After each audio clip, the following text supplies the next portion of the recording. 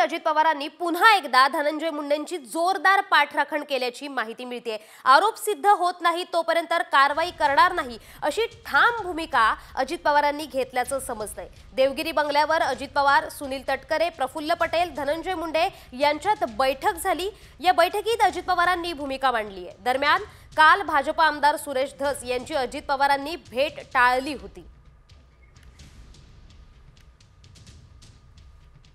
आता जे अजित पवार, सुनील तटकरे, प्रफुल्ल पटेल आणि मुंडे यांची काल जी बैठक झाली आणि त्यानंतर असं ठरलंय की जोपर्यंत दोष सिद्ध होणार नाही तोपर्यंत त्यांच्यावर कारवाई होणार नाही। कारण त्यांना सगळ्यांनाच खात्री आहे की सिद्ध कधीच होणार नाही। म्हणजे आपण जोपर्यंत भाजप बरोबर आहोत, सगळ्या यंत्रणा आपल्या तावडीत आहेत, कुणावरही कुठल्याही प्रकारची कारवाई होत नाही। कारण या सगळ्या चौघांपैकी तिघांना खात्री आहे। कारण आताच्या घटकेला जर अजित पवार आणि तटकर यांचं म्हटलं, सिंचन घोटाळा एवढा मोठा झाला, गाजला, त्याच्यावर चार्जशीट्स फाईल झाले, PILs झाल्या, तरी सुद्धा त्याच्यावरची कारवाई बंद करण्यात आली। प्रफुल्ल पटेल यांचा एव्हिएशन घोटाळा होता, सगळे त्याच्यातले पुरावे आले होते, तरी पण ही कारवाई बंद करण्यात आली।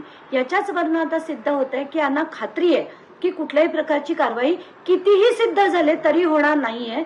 म्हणून मला असं वाटतंय की आता माझ्याकडे कोर्टात जाण्याशिवाय मार्ग उरलेला नाहीये आणि मी कोर्टात जाऊन याच्यावर कारवाई कशी, त्याचा तडाखा जोपर्यंत कोर्टाकडनं येत नाही तोपर्यंत यांच्याकडनं अपेक्षा करणं हे मूर्खपणाचं लक्षण आहे। आता याच्या पुढे मी त्यांच्याकडनं मागणी करणार